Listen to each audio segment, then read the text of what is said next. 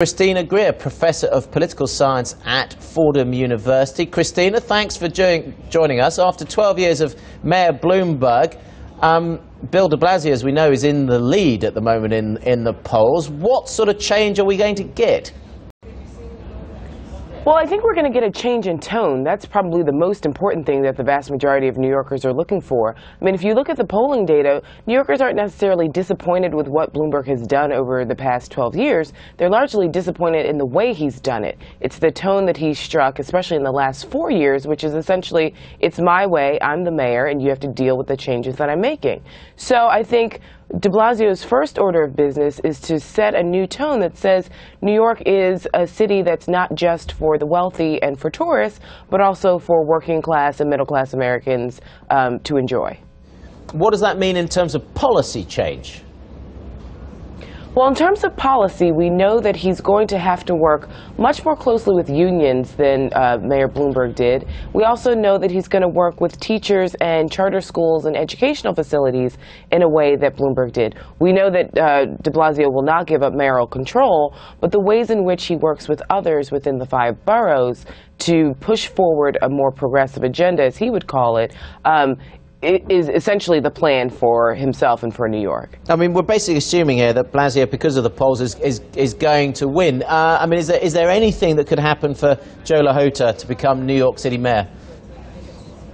Oh my gosh.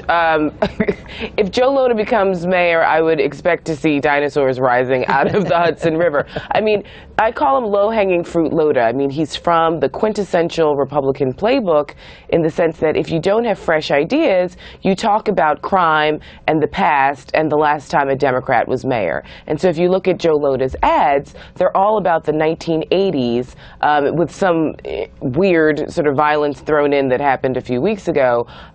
But it's about, you know, safe streets and do you want to go back? Do you want to go back? And it's a very backward-looking set of visuals, but it's because there's a lot of forward-thinking policy there.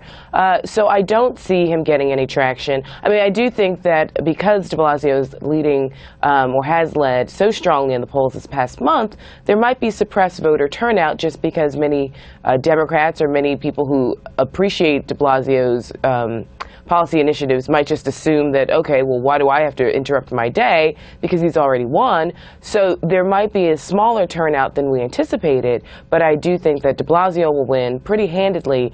And with that, you know, large victory of margin of victory, he's then got to figure out how to build coalitions to make sure he capitalizes on the momentum, because 4 years comes very quickly, and he doesn't want to be challenged from within the Democratic Party, and he doesn't want to see Joe LaHota again in 2017. Christina, good to see you this morning. Thanks very much indeed for that. Christina Greer joining us from New York. We'll take a short break. Still to